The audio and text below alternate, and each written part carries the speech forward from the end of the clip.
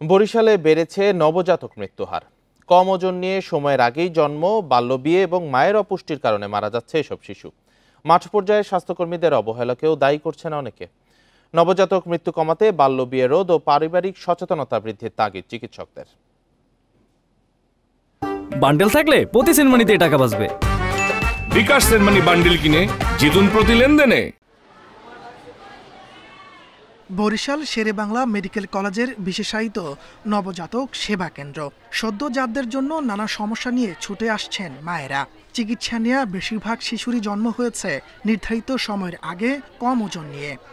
একটা সুস্থ বাচ্চার ওজন হওয়া উচিত কমপক্ষে 2.5 কেজি এবং তার উপরে। তা আমাদের এখানে যেই বাচ্চাগুলো ভর্তি হয় 1 কেজি, 1.5 কেজি, 1200 গ্রাম, 1300 গ্রাম অথবা 800-900 গ্রামও আমরা এখন বাঁচানোর চেষ্টা করি।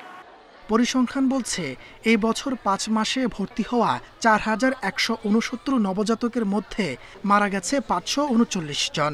গত বছর 10,634 শিশুর মধ্যে মারা যায় 1,421 জন।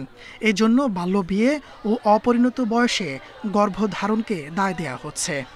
চেষ্টা করবেন 20 বছর পরে বাচ্চা নেওয়ার, তা না হলে বাচ্চার মৃত্যু ঝুঁকি বাড়তে পারে, এই বাচ্চাটা প্রিমেচুর হতে পারে। পুষ্টিকর খাবার জাতীয় যে খাবারগুলো খাওয়াবে বা বাচ্চা পুষ্টি হবে, সেগুলো আমাকে গ্রাম যাইয়ে আমাকেও দেখাশোনা করে না, এগুলো আমাকে বলে না কোনো কার কাছে। দেখা যায় অনেক পোস্টার থাকে কিন্তু সবাইকে যে এটা নিয়ে বসে যে সবাইকে বোঝানো হবে যে করা হবে, তা কিন্তু করা হচ্ছে না।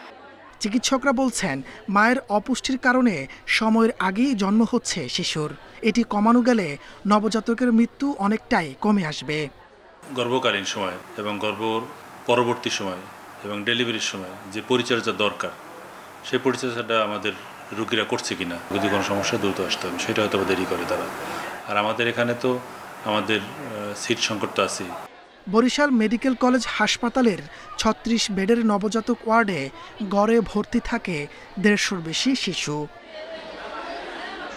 Independent news.